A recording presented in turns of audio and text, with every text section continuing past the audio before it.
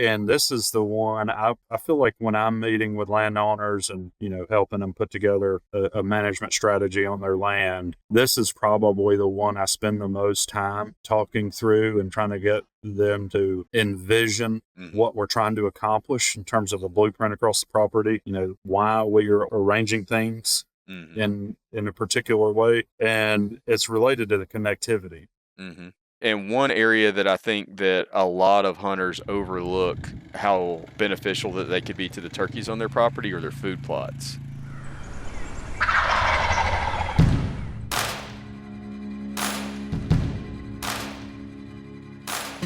Welcome to Wild Turkey Science, a podcast made possible by Turkeys for Tomorrow. I'm Dr. Marcus Lashley, Professor of Wildlife Ecology at the University of Florida. And I'm Dr. Will Gulsby, Professor of Wildlife Ecology and Management at Auburn University. We're both lifelong hunters and devoted scientists who are passionate about hunting, managing, and researching wild turkeys. In this podcast, we'll explore turkey research, speak to the experts in the field, and address the difficult questions related to wild turkey ecology and management. Our goal is to serve as your connection to wild turkey science.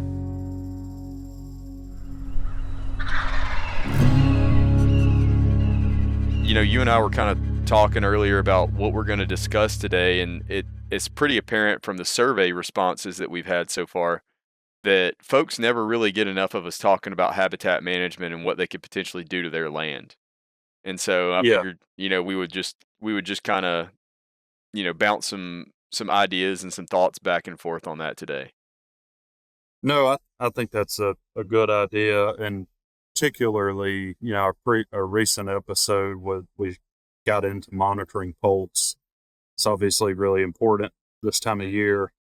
And that's also something that I still get probably the majority of the questions about. So I think it would be a good idea to talk about habitat management from that point of view, at least part of the time as well.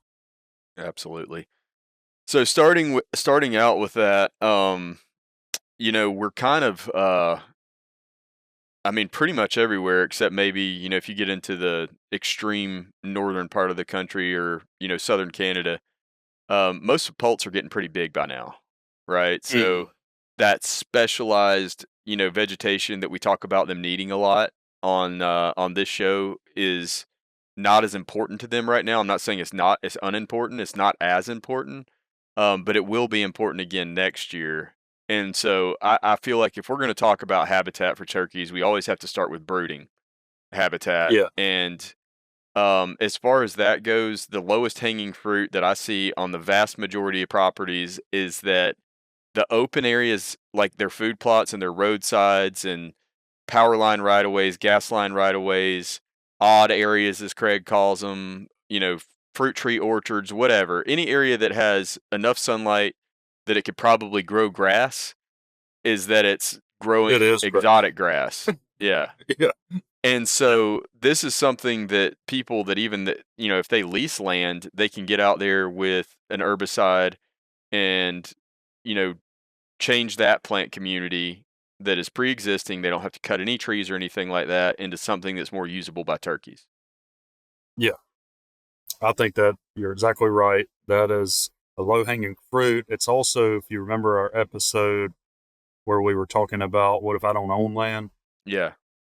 It's also area that you could target on those places. That was a long time ago. Yeah. Yeah. That one was been a while. I'm sure we have a few folks that weren't listening back then. They're listening now. Yeah. Well, our audience has definitely grown. I don't know if our new audience has, gone back through all the episodes or not, but we did have an episode, if you're in that boat, that we kind of tried to unpack the issue of I don't own land, I lease it, so I'm limited. What are things I can do to improve habitat? But right. I think for brooding cover, that might be one of the opportunities that you have more opportunity in that situation to affect. So one thing, this is going to be kind of a sidebar, but sort of similar. It was just posed to me yesterday by a local up in northern Michigan.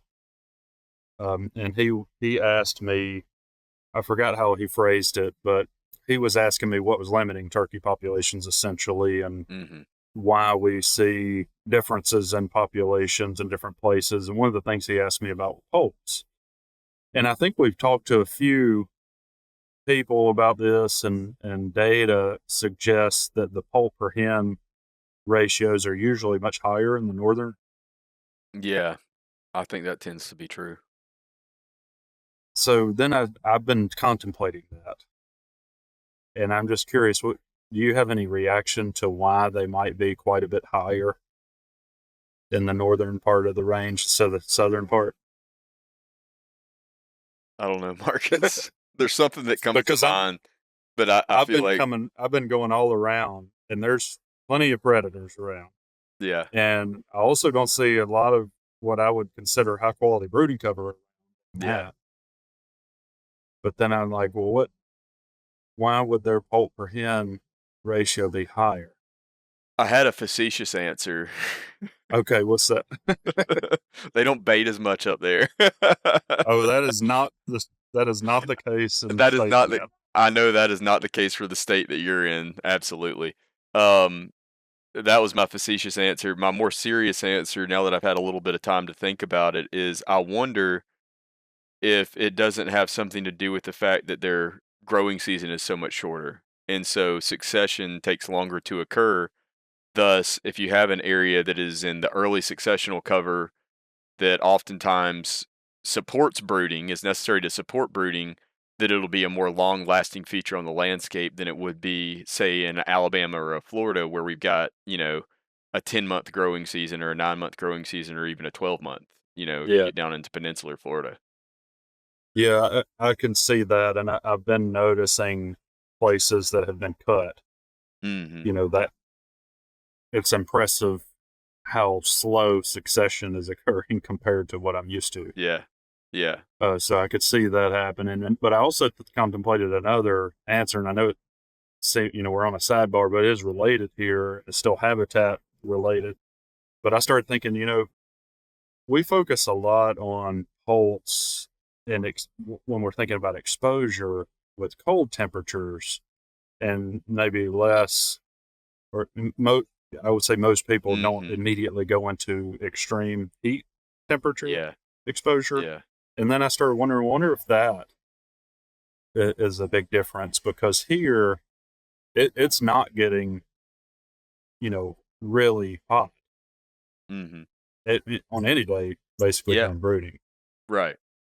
not compared to, what the average temperature is basically daily. And particularly at night, the temperatures are quite a bit cooler here than what I'm accustomed to. So Mhm. I started wondering, I wonder if we're kind of on that other side of the thermoneutral zone, Yeah.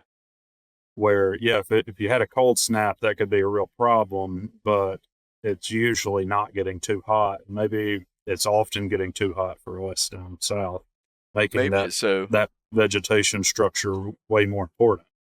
Yeah, maybe so, but I think the other important thing to keep in mind too is a lot of times we fall into this fallacy of thinking that it has to be one thing, when the reality Yeah, is that it's probably multiple contributing factors. So, you start thinking about everything that's different between here and there, and you've got different land uses, different, successional trajectories, like we talked about, different species composition, different invasives, both plant and animal. Like think about feral pigs in the yeah, South compared to the Northeast. I mean, just so many things that you can stack up and add um, that would make it reasonable for there to be a difference between the North and the South. right. Yeah, that's a good point. Anyway, well, how do you what I guess, if you're thinking about the typical place, that you're going to try to improve brooding cover, Hmm. you talked about the areas that are often, we'll say, neglected, Yeah. that could be improved. So how are you going through your thought process when you're trying to evaluate, where am I going to focus my efforts? Yeah. So if I'm on a property where turkeys are a management priority, I'm gonna focus that on all of the open areas on the property. I think. Yeah. And one area that I think that a lot of hunters overlook how beneficial that they could be to the turkeys on their property or their food plots. And Hmm. specifically what I mean is on the average hunting club, what do people do with their food plots? They plant them in fall, they hunt them through the end of deer season, and then they, if especially if they're not turkey hunters, they don't look at them again until they come back and plant them in fall, right? Yeah. I mean, maybe they come out a couple days during summer and mess around with tree stands and stuff like that, but other than that, they're probably not doing much with the food plot.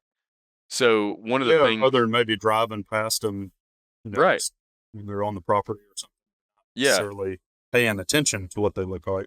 yeah. So if you're not planning a warm season food plot, there is no reason. If you're not planning a warm season crop, you're only planting cool season annual plants in your food plots. There is no reason that you should not be managing for brooding cover during the summertime. Do you agree? Oh yeah, I And think the yeah, and that's so a the biggest obvious way that you can integrate your deer and turkey management. right, and the biggest problem that you're probably going to initially face when trying to manage food plots for turkey brooding cover is ryegrass. And we've talked about Mm. ryegrass quite a bit on At here least in the deep before. south. Yeah. Yeah, in the deep south. But then, like, as you go further north, you're probably gonna have, problems with, like, fescue and orchard grass and smooth brome, and those are gonna be a challenge. Yep. Luckily, if you get the timing of application right, you can just use, like, a generic glyphosate, based herbicide and deal with a lot of those cool season grasses pretty easily. And, generally speaking, if you're spraying cool season grasses, the best time of the to do it is when they start, actively growing. They're young and have vigorous growth in the fall. And then Yeah. if you have warm season exotic grasses, the ideal time is going to be when they're young and vigorously growing in the spring. That's when the best time to Right. apply is.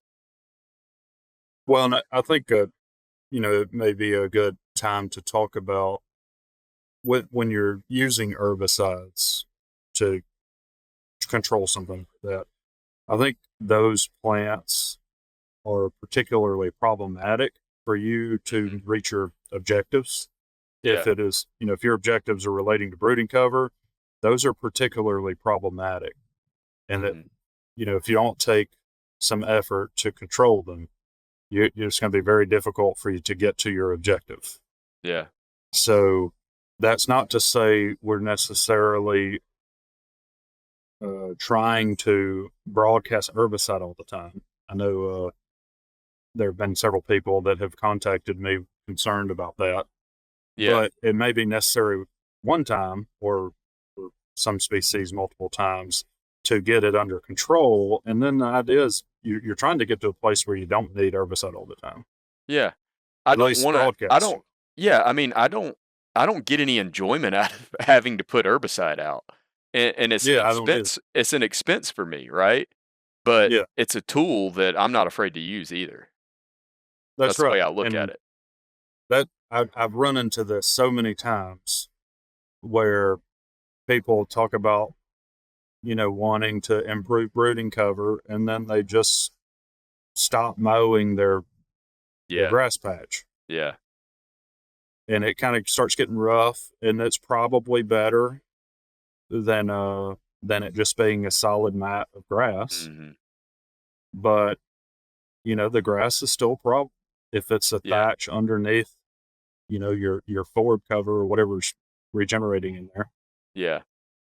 Well, and it's that's still a something problem. So, that is a really good, I think, an important point, and I have had people, reach out to me and say, in reference to us talking about managing brooding cover with herbicides, I've had people reach out and say, well, haven't there been some papers published that show a negative effect of glyphosate on pollinator communities? Which, of course, mm, pollinator communities would make up a portion of the wild turkey's prey base. I'm not familiar with that literature. Maybe there are papers out there that have shown that, but the there way that I certainly are with some chemicals. yeah, There's but certainly then But things then, like that. the way that I responded to that message was that very well may be the case, but I think what's more important is for us to look at the net effect, right? Yeah. And I have seen many fescue fields, Bahia grass fields, and Bermuda grass fields that were converted to a native grass forb mixture using herbicide, and there is absolutely no question that the pollinators, the insects, and the overall native biodiversity benefited from that application. Yeah. I You mean, have a you're higher talking plant about diversity and higher insect diversity that's obvious when you're no see. question, no question. I mean, just think about the amount of insects that you see on a Bermuda grass hayfield versus a field that's full of wildflowers, Yeah. you know? And those are the main Yeah. species that we face. If you're a turkey manager and you manage turkey habitat, you have no excuse not to be able to identify, fescue, Bahia grass if you're in the southeast, Bermuda grass if you're in the southeast. Hmm. Um, what am I missing, Marcus? Those are the ryegrass, obviously, we've Yeah. talked a lot about. Yeah. The Bermuda, Bahia, ryegrass are the ones that I am encountering by far the Yeah. most. Fescue as you get more into the mid south and then further north. And and I see orchard grass a fair amount in Mhm. that mid south region as well. Yeah. And so those are the main ones that you need to be able to identify and that we're targeting. Um, Plateau can be a really good herbicide to use in battling some of those exotic pasture grasses. Plateau does have some residual soil activity, so it'll help you out in that regard. Yeah. Glyphosate tends to be my go-to chemical for most of our perennial cool season grasses. Um, Escort is what I typically use for Bahia grass, and then Arsenal is what I typically use for Bermuda grass. Hmm.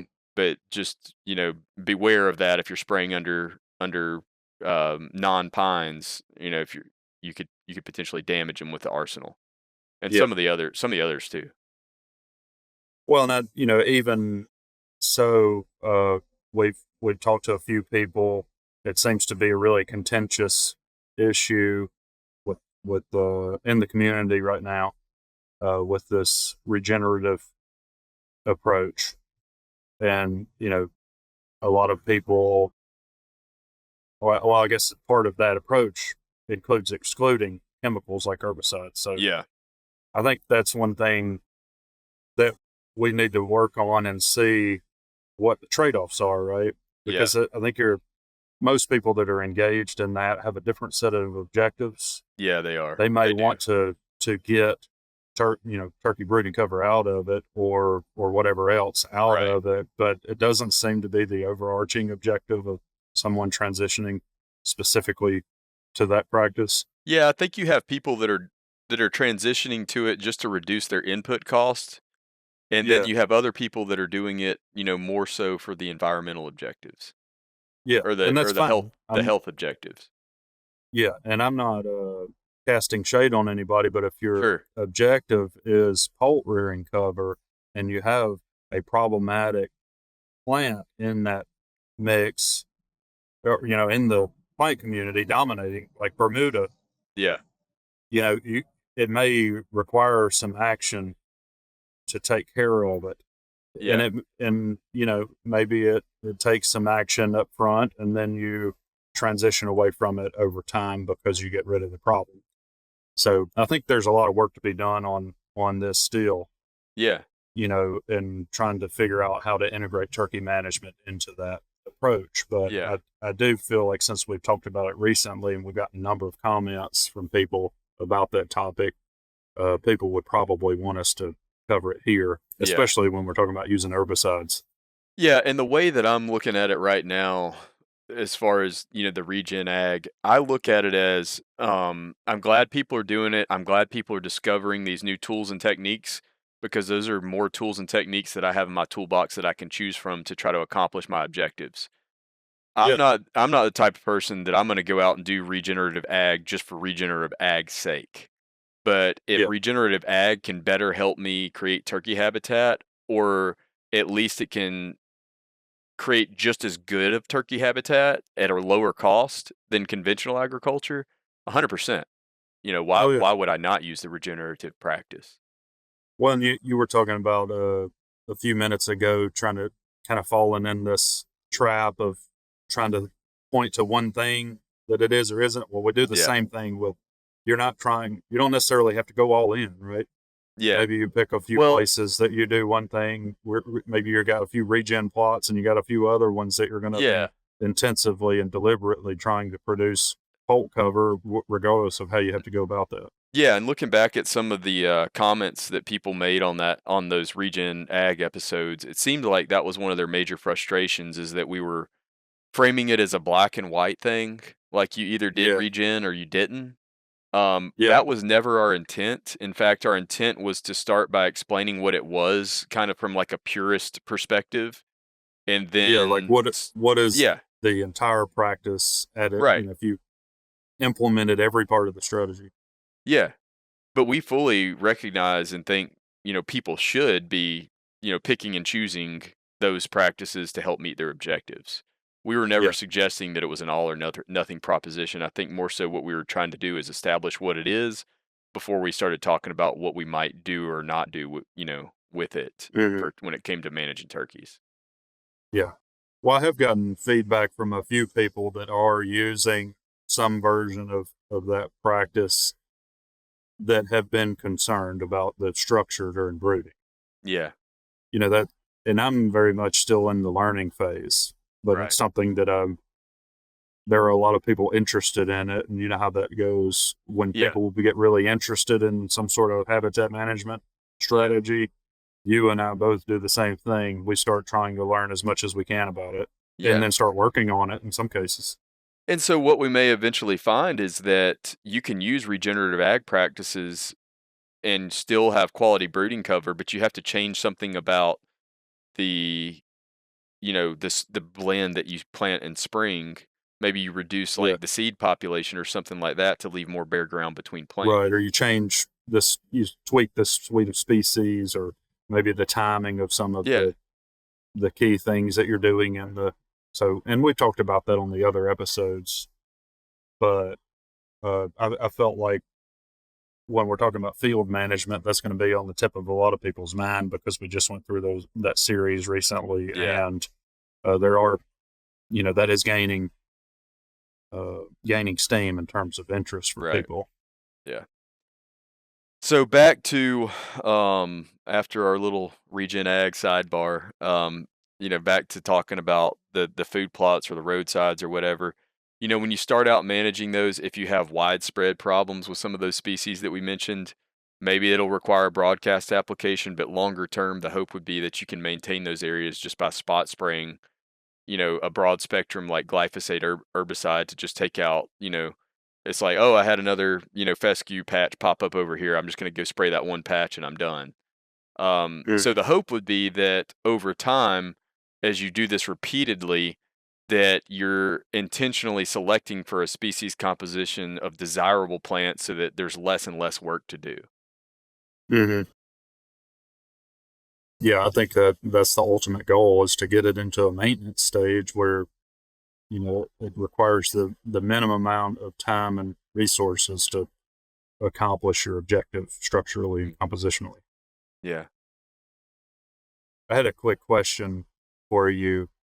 It just popped into my head. So for those out there, just to kind of give you some context on why I'm asking this, Will was doing some digging before the show and mentioned to me that he had found an old forum or something that Lovett was on and answering questions, which is really cool. And we're going to have to explore that a lot. In fact, we were thinking about covering some of the Q&A stuff that he did, and maybe if there's new data that have emerged that could change how he answered things back in those days. If you'd like us to do that, reach out to us, let us know that. Yeah. Because I think that might be a fun episode, and I think, some of our audience might appreciate something like that. Well, I had the idea. I was like, I'm going to put the questions to you, and we'll see how Marcus answers and see if he was right by comparing to Lovett. But I don't think Marcus was crazy about that idea. Yeah. Well, I obviously have a lot of humility, because how many times have you asked me things that I just completely don't know or get it wrong? Yeah. But I just let that go on the air. Yeah. I don't know everything there is to know, but I'm trying my best to become as knowledgeable about every aspect of this as I can, There you go. and I that's the like it. process. But the reason I brought it up, I was curious to you. Did you see him talking about Colts or poultry and cover or anything in any of those Q&A? No, I didn't notice any of that. Because I know he did a lot of that imprinting work, and I Yeah. I started thinking about that because they didn't have the wide range of tools in terms of chemicals at Yeah. their disposal that we do. So I'm really curious That's a really good point. what their suggestions were to people. I know we could glean that from some of the early literature, and I have read through some of that, but I was just curious if you had seen it You know, since I you were just didn't. on that forum. I didn't, but what's really interesting about that is that I didn't see much information at all about habitat management coming from him. And I don't know if that was just because that's not what people were asking about, because I don't remember seeing a lot of questions in particular about it either. Yeah, But yeah, I didn't see any of his recommendations. And you bring up a good point, like they didn't have as many of the herbicide solutions that we have now, but they also didn't have as many of the invasives as we have now. that's right. I was about to say that same thing. Yeah. They also probably weren't dealing with the same suite of particularly sod forming grasses that we are Mhm. now. Yeah. Yeah. Well, that'd be interesting to look into. But Right. if folks out there are interested in hearing us talk about, finding resources like that, I started wondering if there were actually multiple forums that we could find on multiple Yeah. historical figures like that, Yeah. where they were doing sort of a Q&A type thing. That'd be interesting to look into for sure. Um, so I went first with talking about, killing the grass, let's say. Oh, the grass And folks. and stole that thunder from you. So let's just continue with the theme, and so what's going to be the next thing that you're going to look at on this hypothetical property? In terms of like what I'm going to target. Yeah. Well, I think one thing we've brought it up, and some of our guests have brought it up multiple times. Brooding cover can be accomplished in fields, but it also exists elsewhere, right? Or can exist elsewhere. And I think 100%. looking at your forest management practices and particular making sure that you have some areas that have high sunlight penetration to the forest floor and coupled with fire is another good way that you can improve brooding cover. And I think another advantage of that, depending on what stage it's in the fire return interval, you can simultaneously be providing brooding and nesting cover in close proximity, Mhm. right? So that to me is another key thing. It's not available to everybody because you may have you may not own the land or some other suite of constraints that is keeping you from just doing it optimally in terms of the distribution across the property. Mhm. But that's another key area to look. I think in particular, I'm looking for areas that have, at least 30% penetration of sunlight. Uh, that could be much higher than that. And I'm thinking about a fire return interval, that is essentially perpetually keeping it dominated by herbaceous species Mhm. and, preventing succession of Yeah, it's just hard tree alternating branches. back and forth between brooding, nesting, brooding, nesting. It never gets Yeah, past that. right. They typically, on most sites, the year of fire and sometimes the year after fire, at least in the south, are pretty good brooding Mhm. structurally. Yeah. And then a little bit longer in the interval, like the second year and third year after fire, might be really good for nesting. That might extend a little bit longer in some places, Mhm.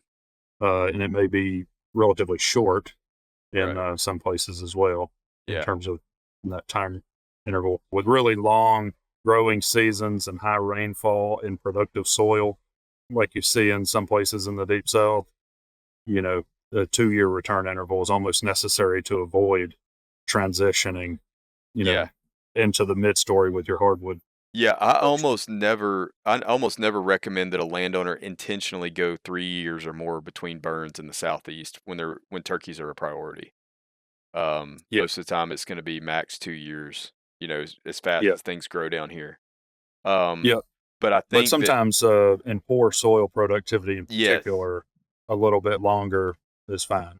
Yeah, and then also, if they have deer objectives too, there's some potential reasons that you Yeah, could let it go a little bit longer. That's an important point yeah, to make. But I'm glad that you brought up the topic of brooding cover in the woods too. I think that's yeah. super important. Um, and the reason that I normally think of it as being important is just because that typically represents most of the acreage, that a landowner Hmm. has, unless there may be like an ag heavy area or something like that. Yeah. So it's like, yeah, that's going to be the bulk of your property. Let's make sure that we've got some good brooding and nesting there. Let's create more brooding and nesting.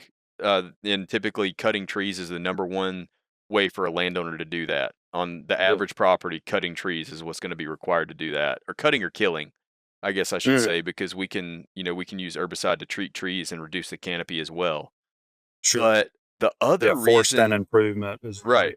Yeah, really effective in some scenarios. but the other reason that just occurred to me right now for the first time, is that I think it could be super useful because of a reason that you pointed out earlier, which is that most people think about poults getting, or turkeys in general, getting too cold and not too hot.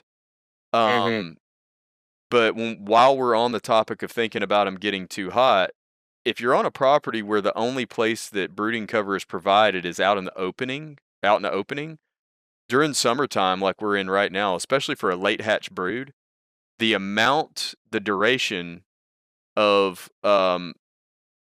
availability of those areas to young poults is going to be very limited during the summertime because Yeah. it's so hot, right? So if you think Yeah. about That's a good point. if you're providing some of that in the woods too, especially if you're in an area that's had forest stand improvement and there's been like a variable retention harvest implemented, which all that means is in some areas you have more trees, in some areas you have fewer. And that pattern naturally oftentimes creates itself when we go in and we start Yeah. selectively removing trees that aren't beneficial to turkeys because they grow in clumps. So I'll kill a Hmm. clump of sweet gums, for example, over here and have a lot of sunlight, so I've got brooding plants, plants that are conducive to brooding cover there. And over here, I had a bunch of oaks, so I've got more shade because I retained those. So now we've Hmm. got a situation where, okay, the sun's getting up, it's getting a little bit of hot. That hen moves into the adjacent woodland with her poults, so they have some shade. But because you've created that additional habitat within the woodlands, now they can continue to feed, which means Yeah. that they're still growing, they're still gaining mass, and they're still going through that. They're still putting on those feathers that they need to fly, and all that adds up to faster growth and development equals more poults that survive. That's right. And there was some of Lovett's work that showed that the how how long it takes birds to get to flight Yeah, can vary, yeah, and the higher availability of high quality uh, food and the less stressful on the animals, the faster you get to flight in a day or two may make a big difference in survival. yeah. I mean, you think about it. Like, imagine if you weigh a quarter of a pound and you can barely Quarter walk around. pounder. Yeah, you're a little I quarter just ordered pounder. one of those. Yeah. You're a quarter pounder walking around in the woods. You can't even fly up in a tree at night, all that kind of stuff. 1, 2, 3, 4 a week. Like if we can get a poult Hmm. flighted in 1 week versus 2 weeks, you can imagine how profoundly that would affect Yeah. survival probability. Oh yeah. They could be substantial. So there was another thing that while you were talking, it came to mind for me, and it's sort of that third step. And this is the one I feel like when I'm meeting with landowners and helping them put together a management strategy on their land, this is probably the one I spend the most time talking through and trying to get them to envision what we're trying to accomplish in terms of a blueprint across the property. You know, why we are arranging things in a particular way, and it's related to the connectivity. So if you have, like what you were talking about, if you're on a 2-year return interval, well, that naturally creates a situation where you have brooding cover the year of fire next to nesting cover the year after fire, and they just kind of always switch places. And if you're doing that across a large portion of the upland, you know, you're sort of creating a situation where the nesting and brooding are together, and that's good. But another thing that I think about quite a bit, and that it's been influenced by several people over the years that are really knowledgeable about this, is thinking about connectivity throughout the property. And maybe, you know, I run into this situation, I'm sure you do, where maybe you have a few upland pine, you know, plantation type spots in this part of the property, and then maybe you have some hardwoods and some fields and stuff like that in between them, and then you have another patch where you can manage for a lower basal area. You know, they're not connected across the property, in other words. So that's what I'm doing when I'm visiting with folks, is trying to figure out how can we connect areas, particularly with brooding cover, so that a hen with a brood could get from one patch to another while never leaving relatively high quality brooding cover. And that could be accomplished in a few ways, but one that I think is often a good way to do that is to use your road systems with daylighting. So basically, you're just pushing the woods back away from your road. Yeah, and you know, when I'm talking to landowners, there's several things that come to mind for them. A lot of people are thinking about, oh, if we need a 30-foot buffer, we'll just split it and have 15 on each side. Well, I tend to try to concentrate it on one side of the road so that it's wider. And also, you kind of move your road traffic to one side of it, and it's just easier from my point of view to manage it and have it accomplish what you're trying. Yeah.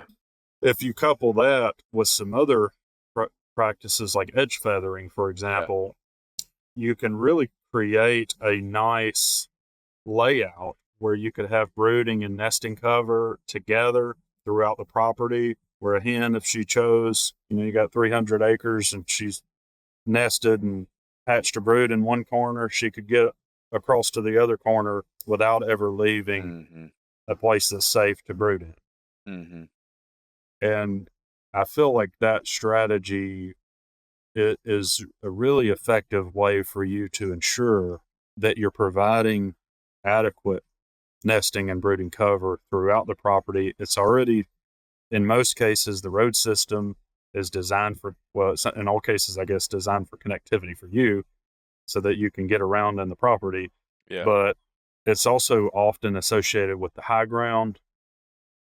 So you kind of end up in this really nice situation where it's distributed through the property. It's often associated with the high ground that you're going to be disturbing frequently. And it also, by design, gives you access to it, where you're going to be implementing disking or burning or herbicide applications or whatever is associated with your road system already.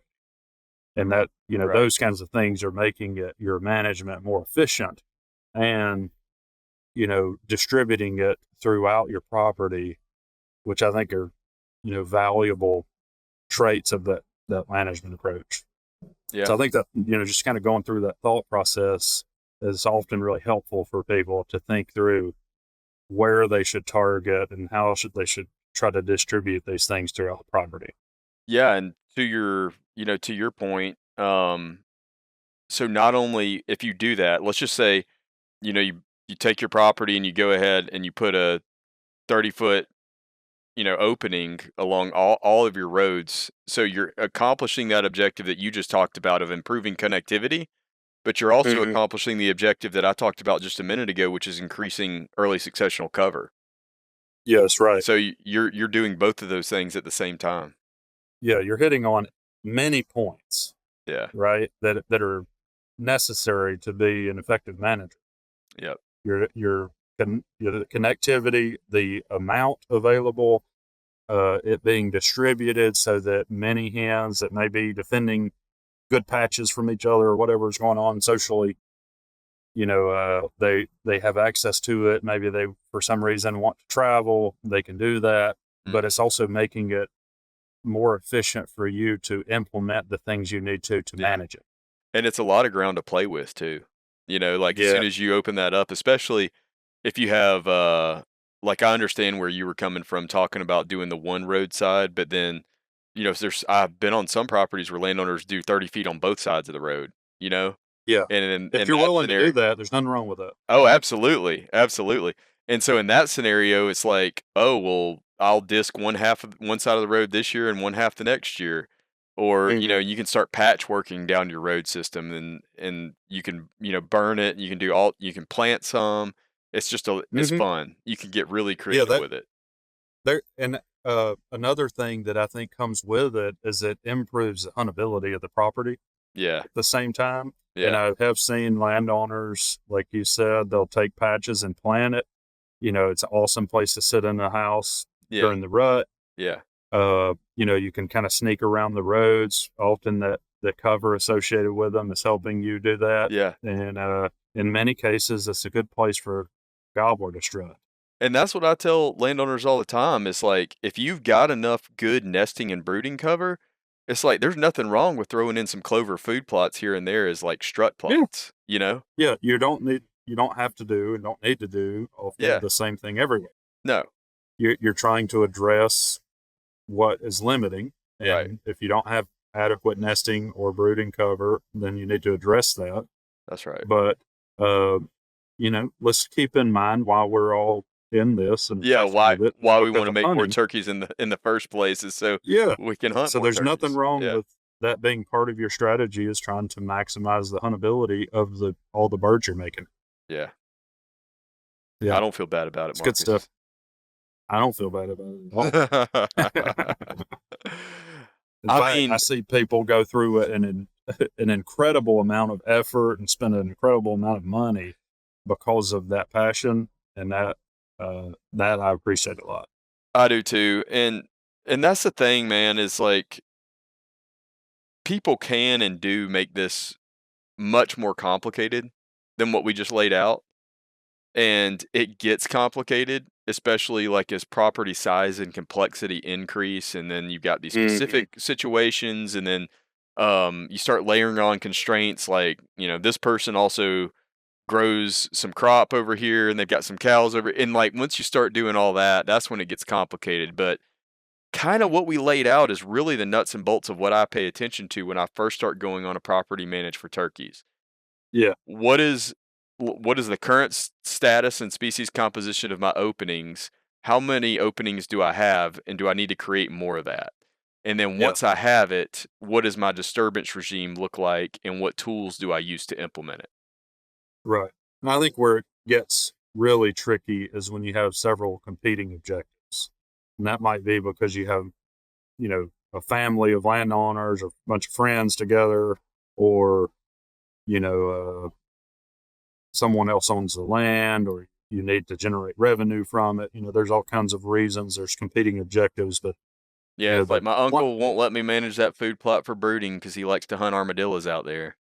yeah, I haven't gotten that one, but yeah. So I mean, you never know what. Like that's one of the fun things about going and meeting with people is you get into all kinds of situations. Like, wow, Yeah, I just had no idea that people like that there was anybody that cared about that. yeah, So that's fun.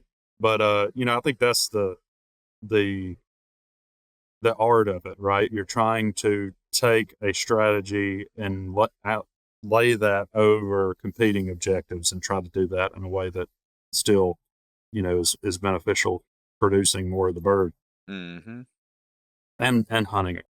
that's it. So Well, they got your burger ready yet?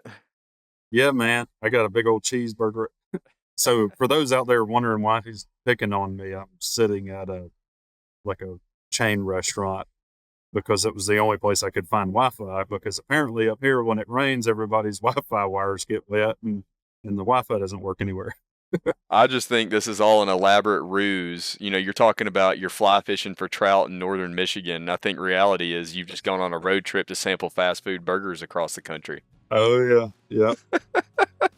It's hard to detangle the two, to be honest with you. All right. Well, yeah, that was good stuff. Hopefully that addressed some of the questions we've been getting. It certainly. Yeah, and I feel like it gave us a chance to tie up some loose ends related to, you know, some recent topics and stuff like that. Yeah, for sure. So appreciate everybody, all the support. It's been great, and that, you know, we're trying to do what you're saying, you know, with the questions and comments and everything. People want to hear about habitat, so we're trying to stay there. Wild Turkey Science is part of the Natural Resources University podcast network and is made possible by Turkeys for Tomorrow, a grassroots organization dedicated to the wild turkey. To learn more about TFT, check out turkeysfortomorrow.org.